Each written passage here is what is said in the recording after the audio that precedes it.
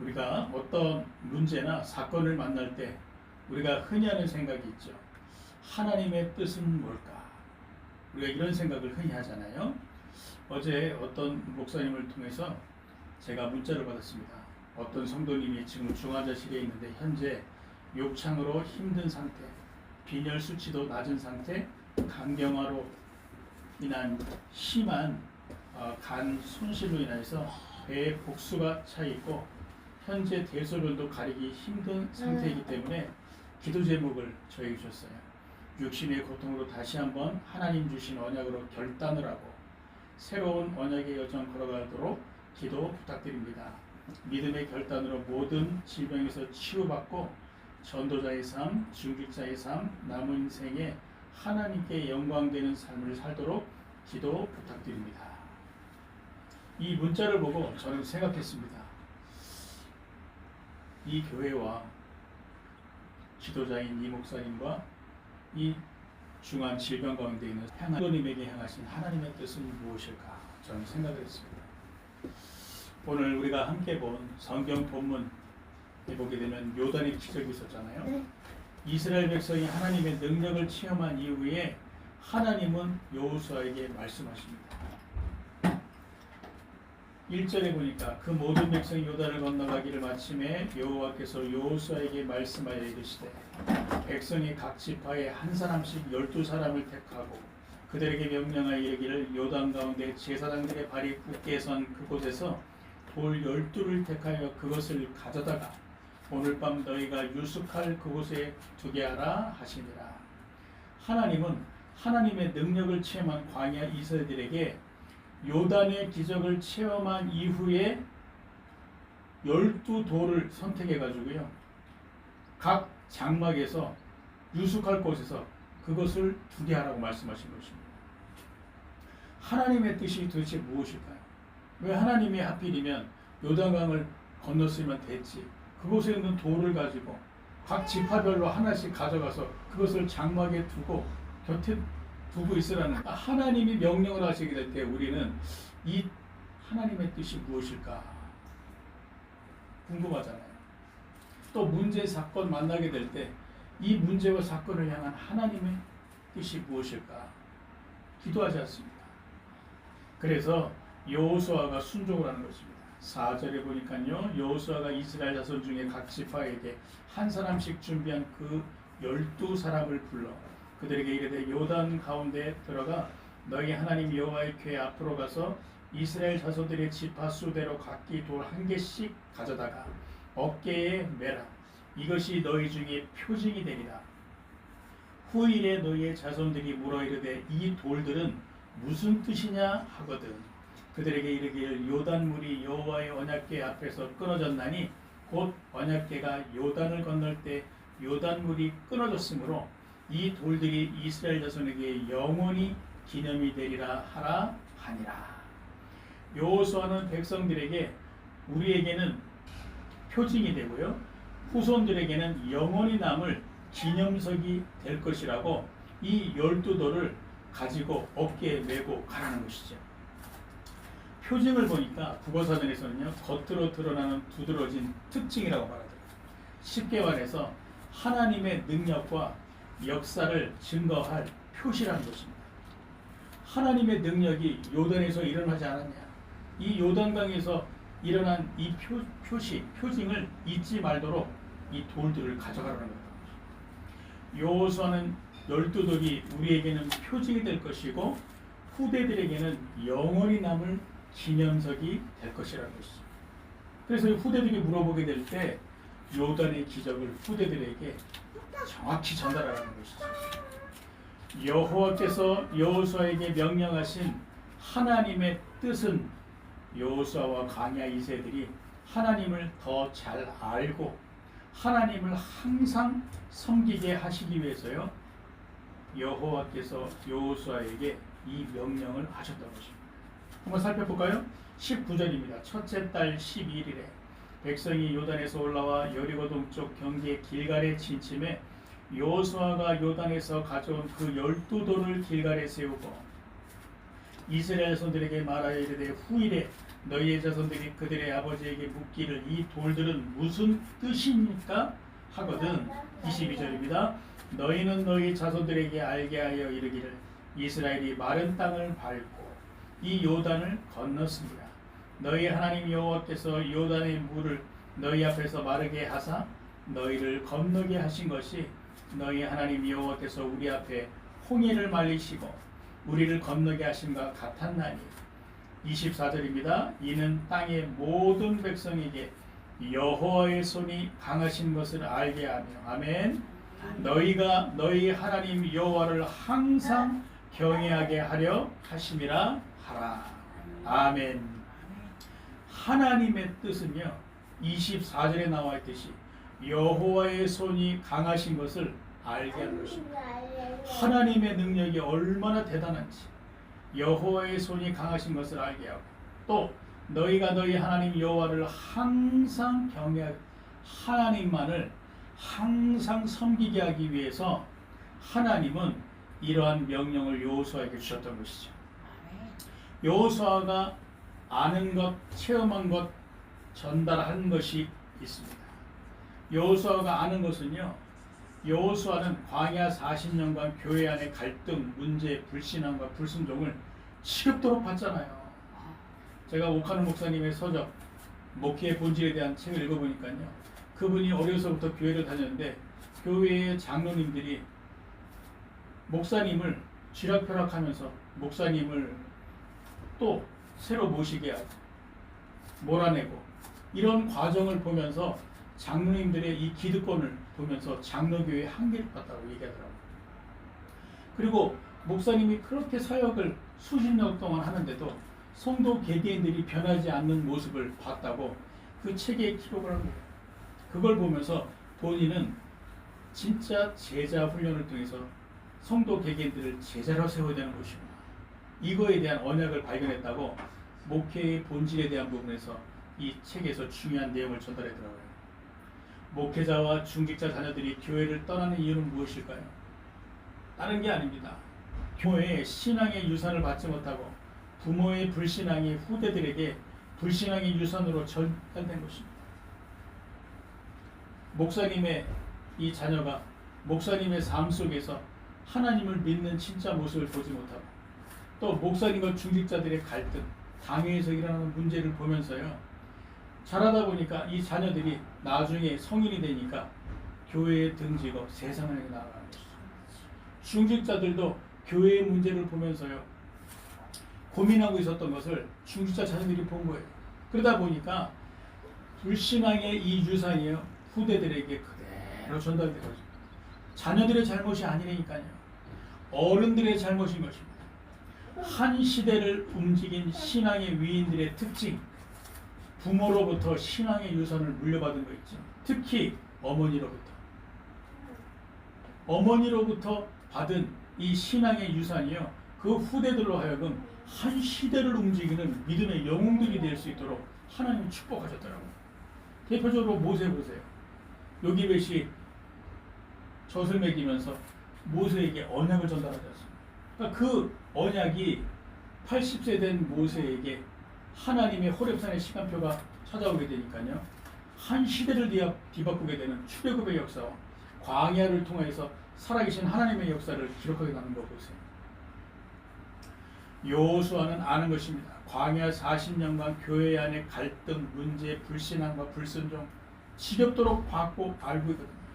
그래서 하나님이 요단에서 각 지파에게 12개의 돌을 가지고 명령하셨던 부분들을 어떤 의미인지 알고 있었던 것이죠. 그리고 여호수아가 제사장이 서 있던 곳에 돌탑을 쌓아서 이 돌들이 광야 2세들과 그들의 후대들에게 하나님을 알고 하나님을 끝까지 섬기도록 하는 것이 하나님의 뜻이라는 것을 여호수아는 알고 있었던 것입니다. 여호수아가 체험한 것은 무엇이죠? 평상시에 하나님의 언약을 믿고 하나님을 섬기는 것이 결정적인 순간 최고의 응답을 받는 키라는 사실을 여호수아는 체험했잖아요. 광야에서 40년 전에 모세가 12명의 정탐꾼을 불러다가 가나안 땅 정탐하러 하게 될 때 여호수아와 갈렙 외에는요 언약을 놓치고 불신앙의 고백을 할 수밖에 없었잖아요. 그 결과로 여호수아와 갈렙만 가나안 땅에 가게 될 것이다 말씀을 받지 않습니까? 이것은요 평상시에 하나님의 언약을 믿고 하나님을 섬겼던 여호수아의 이 모습 속에서 나오는 것이죠. 여러분, 우리가 하루 24시간 동안 계속 불신앙하고 있다가 어떤 문제를 만나게 되면요 불신앙의 고백이 나올 수밖에 없는 것입니다. 근데 우리가 24시간 동안 하나님의 언약을 붙잡고 기도하면서 이 복음을 누리고 있게 되면요 문제를 만나게 될 때 하나님의 뜻이 무엇인지 구하게 되고 하나님은 그 사람에게 깨닫게 하시죠. 그리고 결정적인 문제와 사건 만나게 될 때 이 언약의 사람은요 중요한 최고의 응답을 받게 되기 때문에 여호수아처럼 결국엔 여호수아가 이 체험을 했잖아요. 이것이 여호수아가 체험한 것. 평상시에 하나님의 언약을 얼마나 누리느냐. 이것의 중요성을 여호수아가 체험한 거죠. 그래서 여호수아는 전달하는 것입니다. 광야 2세들이 애굽의 1세들의 잘못을 되풀이하지 않고 최고의 응답의 중심에서 최고 응답의 주역이 될 수 있도록 이해할 수 없는 하나님의 명령을 정확히 해석해서 광야 2세들에게 전달하는 거였습니다. 이것이 여호수아가 알고 체험하고 전달한 것. 우리가 어떤 문제나 사건을 만날 때 하나님의 뜻은 뭘까 질문하는데 이것에 대한 답을 우리가 알지 못할 때도 많잖아요. 그렇죠? 저는 문자에 대한 답을 이 시간 말씀드리자면 중한 질병 만난 그 성도님과 그 교회와 지도자를 향한 하나님의 뜻이 있는 것입니다. 그 성도님이 참된 신자로 거듭나게 하시는 것이죠. 하나님은 하나님의 능력을 나타내게 될 때요 하나님의 뜻을 알게 하기 위해서 하나님의 능력을 나타내시잖아요. 그것이 무엇이죠? 하나님을 진짜 알고 하나님을 진짜 섬기는 참 신자가 되게 하기 위해서 하나님의 그 성도분에게 문제를 주신 것입니다. 문제가 아니라니까요. 이 뜻을 그 성도분이 깨닫지 못하게 되면요 치료받고선도 완전 치유되어서도 또 다시 과거로 돌아가요. 저는 그 성도분을 알잖아요. 알코올 중독으로 인해서 간 경화가 왔고요. 그것으로 인한 복수가 차고 그리고 욕창으로 그리고 이 빈혈로 인한 수치가 높아질 수밖에 없어요. 결국에는 알코올 중독이 문제거든요. 왜 알코올 중독이 됩니까? 하나님과 함께 될 인간이 하나님을 떠나 외로움과 공허함과 이러한 인생의 허무함 속에서 살아가다가 복음을 만났는데요. 하나님과 함께하면서 하나님을 섬기면서 행복할 수 있는 이 비밀을 그분이 머리로만 알고 있지 사실상 자기 것으로 누리지 못하다 보니까 복음 안에 있으면서도요. 결국에는 알코올 중독을 이기지 못하고 허무함과 공허함, 이 외로움 속에서요. 생각과 마음이 잡혀 결국에는 이 결과가 나타날 수밖에 없다는 거죠. 저는 그 성도분을 알거든요. 그래서 참된 신자로 거듭나게 하기 위해서 하나님이 그 성도분에게 문제를 주신 것이죠. 그래서 문제는요 축복인 것입니다. 교회는요 그리스도로 하나 되게 하기 위해서 그런 것입니다. 하나님이 교회에 문제를 주시는 것은 다른 것이 아닙니다. 오직 그리스도로 하나 되라. 요단의 기적을 본 여호수아와 또한 제사장들이 이스라엘 광야 2세들이 언약궤를 따라서 언약궤로 하나 됐던 것처럼 그리스도로 하나 되라. 그렇게 될 때요 하나님의 능력을 체험하는 거 아니겠습니까? 지도자에게는 하나님의 뜻대로 행할 성도들을 그리스도의 참된 제자로 세워야 한다는 하나님의 메시지를 지도자에게 주시는 것입니다. 아무리 교회에 성도가 많아도요 그 교회에 제자가 없다면 그 교회는요 문제 사건들이 닥치게 되면 그대로 공든탑이 무너질 수밖에 없다니까. 한국 교회가 응답을 받고 많은 교회들이 다수의 교회들이 이 성전 건축하다가요 도산받는 이유가 무엇입니까? 그 교회에 제자들이 없어서 그런 거예요. 결국에는 한 성도의 문제를 통해서 하나님은 지도자에게 성도 개개인들을 그리스도의 참된 제자로 세우는 것이죠. 저는 이 부분들의 말씀을 묵상하면서 이 답을 찾으면서 그렇다. 나도 이 지도자로서 우리 교회에 참 제자를 세워야 되구나. 언약을 붙잡고 우리 교회가 앞으로 이런저런 문제 만나게 될 때 그리스도로 하나 될 수 있도록 내가 방향을 제시해야 되겠구나. 그리고 성도님 개개인들이 정말 문제 사건 만나게 될 때 평상시에 하나님을 진심으로 알고 믿고 섬길 수 있으며 경외할 수 있는 참 신자로 거듭나도록 성도들에게 내가 진짜 방향을 줘야 됩니다. 이 언약을 제가 붙잡게 되었습니다. 우리에게 왜 큰 응답과 축복이 더디어져? 하나님이 교회의 부흥을 시키고 또한 많은 벌떼와 부름떼와 같은 이 성도들을 보내주시면 얼마나 좋겠습니까? 이 큰 응답과 축복이 더디오는 이유는 무엇일까요? 복음이 희미한 이 시대에 복음을 전혀 말하지 않는 이단 사이비 단체와 교회들이 부흥하고 지역을 대표하는 교회당을 짓고 있는데 왜 하나님이 우리에게 응답과 축복을 더디주십니까? 그것보다 더 중요한 것이 있다는 것입니다. 먼저 하나님의 뜻을 알라는 것입니다. 하나님의 뜻. 왜 저는 신앙생활을 하는데도 알코올, 마약, 음란, 도박과 같은 주기적이고 반복적인 중독 가운데서 벗어나지 못할까요? 이 문제를 통해서 세상 방법을 찾지 말고 하나님께 더 가까이 나아가려고 하는 것입니다. 술은요, 한번 중독을 체험하게 되면 뇌에서 기억을 한대요. 그래서 평생 동안 술과 싸움을 해야 된다고 이 알코올 의존증 치유하는 의사가 이야기하는 거죠. 그러면서 술은요, 금주가 아니래요. 단주를 해야 된다는 거죠. 술을 완전히 끊어버리기 위해서 단주를 해야 된다는 거예요. 그래야 이 술에서 알코올 중독에서 벗어날 수 있다는 것이죠. 가장 중요한 것은요, 하나님께 더 가까이 나아가는 것입니다. 이 중독들보다도 하나님으로 오는 그 희열과 기쁨과 감사와 만족을 최고로 누릴 만큼 하나님께 더 가까이 나가는 것이죠. 그리스도는 모든 문제 해결자로 내 모든 문제 끝났다고 알고 있는데 왜 저는 아직도 영적인 문제로 시달릴까요? 답은 복음을 주신 하나님을 더 찾고 더 알고 더 누림으로 영적인 서밋이 되라고 하는 것입니다. 그래서 나와 같은 영적인 고통 속에 있는 자들에게 증인되라고.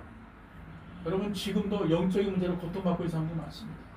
대표적으로 유속인들, 종교인들, 그리고 그분들의 후대들 지금 영적인 문제로 고통받고 있거든요. 지금 우리 한국에도요, 불면증으로 인한 이 치료받는 분들이 많고 또 정신적인 어려움을 겪으면서 환청과 환시, 환치를 경험하는 이러한 영적인 문제 속에 있는 분들이 많거든요. 이 분들에게 증인되게 하기 위해서 하나님은 우리로 영적인 서밋이 되길 원하시는 것이죠. 그래서 우리의 영적인 문제가 그리스도 안에서 이미 끝났는데도 아직도 나에게 영적인 문제가 있는 것처럼 착각이 될 수 있지만요, 아닙니다. 그리스도 예수 안에서 내 영적인 문제는 다 끝났다니까요. 내 신분이 뒤바뀌고 나는 천국 배경으로 이 세상에서 살아가는 천국 시민. 흑암의 세력들이 아무리 꿈속에서 나타나고 아무리 나를 영적으로 괴롭힌다 할지라도 나를 멸망으로 인도할 수가 없어요. 왜죠? 나는 하나님의 자. 하나님이 나와 함께 하신다니까요. 저는 부교육자 때 힘든 시간을 망음했고요. 어려움을 경험했습니다. 그런데 그 시간이 저에게는요, 하나님을 알게 되는 시간이었습니다. 복음을 주신 하나님, 구원의 하나님, 나와 함께 하신 하나님을 매일, 매주, 메신저로 말씀을 준비하면서 하나님은 복음을 주신 하나님이시구나. 구원의 하나님이시구나. 그리고 지금 나와 함께 하시는 거예요. 이 부분들을요, 말씀을 통해서 하나하나 찾아가게 되니까 제가 어렵고 힘든 현실은 바뀌지 않는데 이 가운데서 하나님의 언약을 찾고 이 문제들을 극복하고 넘어설 수 있도록 하나님 저 개인에게 은혜를 주셨고 또한 실제로 하나님이 성경 속에 역사했던 그 역사를 저에게도요 체험케 하시더라고요. 저희의 의식주를 책임지시고 저에게 도울 자를 붙여주시고 저에게 경제의 축복을 주시고요. 또한 저에게 간증거리가 넘칠 수밖에 없도록 하나님이 저에게 역사하셨다. 그 힘든 시간들과 어려움, 위기, 문제 속에서 하나님이 나와 함께 하신다는 것을 저는 체험한 것입니다. 그래서 저는요, 부교육자 때 하나님을 알게 되었습니다. 그리고 하나님을 섬기는 훈련을 했습니다. 새벽기도, 수요예배, 금요기도회, 주일예배 참석을 하면서요, 하나님을 섬기는 훈련한 것입니다. 특히 새벽 5시에 일어나가지고 그 새벽 예배에 참석하는 것도 힘들잖아요. 그렇죠? 그런데 그 시간에 저는 말씀을 준비해서 그 성도들 앞에서 말씀을 전하게 하면서요, 하나님이 저로 하여금 하나님을 섬기는 것이 무엇인지를 훈련시키시는 거예요. 하나님 앞에 무릎을 꿇게 하시고 하나님을 섬기게 하면서요, 저로 하여금 그 부교육자 때요, 하나님을 섬기는 것이 무엇인지를 깨닫게 하시는 거죠. 성경 본문을 제가 묵상하면서 이 사실을 깨닫게 됐습니다. 아, 부교육자 때 하나님이 힘들고 어려운 시간을 나에게 허락하신 것이 하나님을 더욱더 잘 알고 하나님을 진심으로 섬기는 참 신자로 거듭나라고 하나님이 나에게 이 부분들을 알게 하셨구나, 체험케 하셨구나. 이것이 하나님의 뜻이었구나. 아니, 성경 본문을 묵상하는데 이게 발견되는 거 있어. 여러분들에게 있는 힘든 시간들과 어려움들 있을 겁니다. 하나님은 이 시간들을 통해 여러분에게 하나님을 지식이 아닌 하나님을 사실로 알게 하시는 과정이 되게 하실 것이고요. 하나님을 섬기고 경외하는 참 신앙인이 되는 과정의 시간이 바로 여러분들에게 있는 힘든 시간들과 어려움이라는 사실을 기억하시기 바랍니다. 우리가 인생을 살아가면서 만나게 될 수천 수만 가지의 문제들의 답은 우리가 함께 보았듯이 한 가지입니다. 우리를 향한 하나님의 뜻인 우리가 하나님을 잘 알고 우리가 항상 하나님을 섬기기 위해 주신 문제들. 만약 우리가 그 어떠한 상황과 현실과 여건 속에서도 항상 하나님을 믿고 하나님을 섬길 수 있다면요, 그 사람은 그리스도 안에서 완전한 자인 것입니다. 그리스도 안에서 완전한 자. 이 사람이 가는 곳에 저주와 재앙은 무너지고, 할렐루야, 살아계신 하나님의 역사가 나타나고 흑암 세력들이 결박되게 되는 것입니다. 대표적으로 성경에 보게 되면 요셉과 다니엘이 있었잖아요. 요셉이 형들에게 시기 질투로 인해서 노예로 팔리게 될 때 그 노예로 있었던 요셉에게 성경은 기록하고 있습니다. 여호와께서 요셉과 함께 하시고, 이것은 무엇이죠? 여호와께서 요셉과 함께 사는 건 요셉이 그리스도의 언약을 붙잡고 하나님을 믿고 섬기고 있었다는 것입니다. 노예로 있는 그 과정 속에, 그리고 보디발의 아내의 억울한 누명을 씌웠는데도요, 전혀 요동하지 않고 여호와께서 요셉을 위하시는 것을 체험하면서 감옥에서 보내지 않습니다. 결국에는 하나님이 요셉 한 사람을 통해서 애굽의 총리가 되게 하시고 전 세계 재앙을 막으면서 하나님이 요셉 가는 곳마다 저주와 재앙을 무너뜨리고 살아계신 하나님의 역사를 나타내시고 흑암 세력들을 완전히 결박시키잖아요. 다니엘은 어떻습니까? 바벨론의 포로로 끌려가는데요, 다니엘이 예루살렘을 향해 창문을 열어놓고 하루에 3번씩 간절히 기도하잖아요. 다니엘이 그리스도의 언약을 붙잡고 살아계신 하나님을 믿고 섬겼던 것입니다. 그 사람에게 많은 사람들의 중상모략이 있었지만 결국엔 사자굴에 던짐을 받았지만 결과는 어떻게 됐죠? 다니엘은요, 사자에게서 구원을 받고, 할렐루야, 그를 중상모략한 사람들은요 전부 죽임을 당하고 총리장이 되지 않습니다. 그래서 바벨론의 포로로 갔다가 총리장이 되는, 결국에는 살아계신 하나님의 역사를 바벨론에 나타내고요. 그리고 다니엘이 가는 데마다 흑암 세력이 꺾이고 저주와 재앙이 무너지는 것을 체험하지 않습니까? 우리가 그 어떠한 상황과 현실과 여건 속에서도 항상 하나님을 믿고 하나님을 섬길 수 있다면 우리는 그리스도 안에서 완전한 자입니다. 요셉과 다니엘이 그리스도 안에서 완전한 자였던 것처럼 우리도 그리스도 안에서 완전한 자가 되는 우리가 가는 곳에 저주와 재앙이 무너지고 할렐루야 아멘. 살아계신 하나님의 역사가 나타나며 흑암 세력들이 결박되게 되는 것이죠. 그래서 결론 및 정리를 하자면요, 우리가 알고 체험하고 전달할 것은 우리를 향한 하나님의 뜻인 것입니다. 아멘. 우리 앞에 놓여진 지금의 문제들과 앞으로 만나게 될 미래의 문제들로 우리가 그리스도의 언약을 굳게 붙잡고 하나님의 능력을 체험하며 하나님의 뜻대로 하나님을 알고 하나님을 섬기는 그리스도 안에서 완전한 자가 되는 것이 우리를 향한 하나님의 뜻.